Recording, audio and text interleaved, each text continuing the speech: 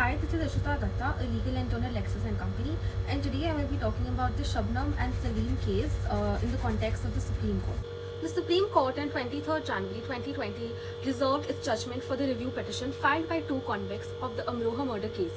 So Shabnam and Salim, who were sentenced for the death penalty in 2008 for murdering 7 members of Shabnam's family. The convicts did not spare even a 10-month-old infant and killed him brutally, making it the most gruesome case of 2008.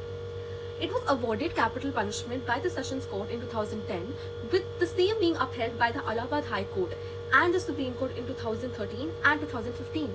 The Sessions Court issued a death warrant within 6 days of the Supreme Court's decision. The order was not only passed in a hasty manner, but it also further failed to fulfill the basic requirements of a death sentence pertaining to the requirements of mentioning the exact date and time of the execution, availing a copy of the notice to the convict, etc.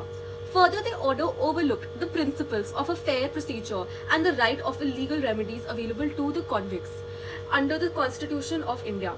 Therefore, a vacation bench of the Supreme Court reviewed the death warrant and quashed the same. Consequently, the convicts filed for a review petition of the judgment passed by the Supreme Court in 2015, upholding their death sentence. So, a 3-judge bench comprising the Chief Justice of India, S.A. Bobde, Justice S.A. Nazir and Justice Sanjeev Khanna heard the review petition in an open court and made some important observations.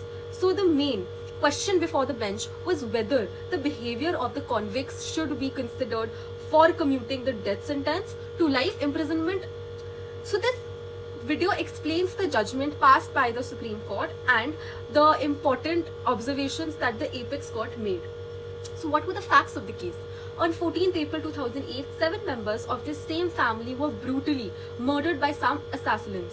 So the only surviving being Shabnam, found in an unconscious condition by the neighbor Latif Ullah. So Shabnam claimed that some unidentified assailants entered the house and killed all her family members, including her father Shaukat Ali, her mother Hashmi, her 2 brothers Anis and Rashid, and her sister-in-law Anjum, cousin Rabia, and her 10-month-old nephew Arsh. She informed the police that she was sleeping on the terrace and came down as it started raining and discovered the murderers. The investigation officer Amroha SOH Gupta found the statement quite doubtful, since the bedsheets on the victim were crumpled, but not the way they would have been had the victims resisted or thrashed about while being attacked. The officer suspected that the presence of some sort of drugs in the victim's body, since they also found an empty strip of 10 tablets of Biopos, a drug from the house. The post-mortem report confirmed that there were traces of the tranquilizer diazepam Biopos found in the body of all the victims except for Arsha's body. Further, the officer found a set of blood-stained clothes of Shabnam. She was wearing a different cloth at the time when the neighbors came for help, and her mobile phone from the house. So it was revealed from Shabnam's call record that she made frequent calls to Salim, her lover, before the murder and even after the murder. Both the individuals who were in their 20s became a suspect of the murder for the reason that the family of Shabnam was against their relationship, and the prosecution alleged that Shabnam drugged them so that they don't resist, held them by their hair, while Salim aimed the axe at their necks, killing the innocent lives. Proceedings. So the proceedings of the case. Further in the investigation, it was revealed that Shabnam was 7 weeks pregnant with Salim's child, and the family of Shabnam was against her relationship with Salim, and there were frequent fights in the house regarding the same. That night, Shabnam served the sedative laced tea to her family members, after which at midnight her lover Salim came and slashed the throat of her family members with the help of an axe, killing all the 7 innocent lives. So after 5 days of the murder, Shabnam and Salim were arrested and sent to the Muradabad jail. Later on, Salim was shifted to Agra, the central jail, and in December 2008, Shabnam gave birth to her child. So while the trial was being conducted, both Salim and Shabnam turned against each other. As pointed out by the Supreme Court, Shabnam in her section 313 statement said that Salim entered her house from the roof and killed her family members while she was sleeping. However, according to Salim's statement, it was on her request that Salim went to her house, where she confessed to her crime of killing all her family members. In 2010, the Amroha Sessions Court awarded death sentence to the couple for murdering 7 people, including an infant of 10 months, which was then upheld by the Allahabad High Court in 2013.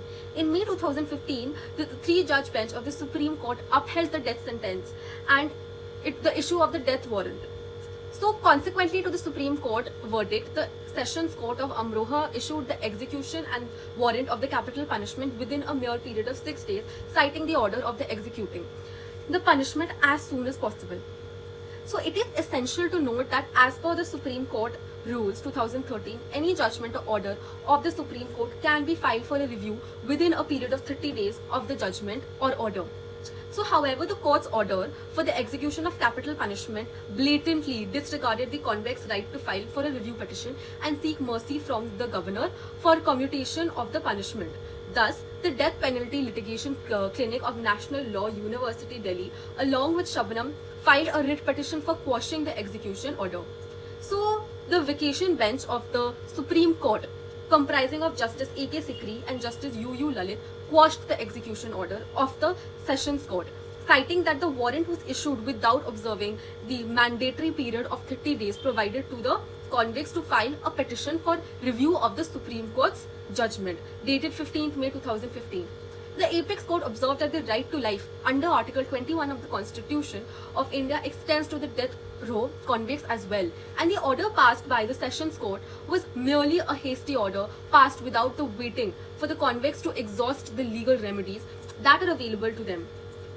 So the Supreme Court cited that the case of Muhammad Arif versus Supreme Court of India, where the court held that every review petition filed by the death row convicts for review of their capital punishment must be heard in an open court by a 3-judge bench. So this judgment of the Supreme Court is an exception to the general rule, which states that the review petition should be decided by the circulation in chambers of the judges. So further, the Order's 6th Rule 3 of the Supreme Court Rules 2013 states that cases in which the death sentence has been confirmed by the High Courts and an appeal has been made in the Apex Court, then the same must be heard by a bench of not less than 3 judges. So the court further enumerated 5 essential elements that must be fulfilled in a death sentence proceeding. First is proceedings of the case must be made in the presence of the accused and its lawyer, and further same and the accused must be provided with prior notice. Second is that the death warrant of the convict must specify the exact date and time of the execution instead of the range of dates. Third is there must be a reasonable gap between the dates of issuing the warrant and the execution of the date of the sentence, so that the convict gets a reasonable time to seek the legal remedies and meet its family. The next would be a copy of the warrant must be availed to the convict, and the next is the convict must be given legal aid during these proceedings. So the Supreme Court verdict on the review petition. So after quashing the death warrant issued by the Sessions Court, the Apex Court passed an order stating that the execution of any convict cannot take place until all the legal remedies available to them are exhausted within the specified time.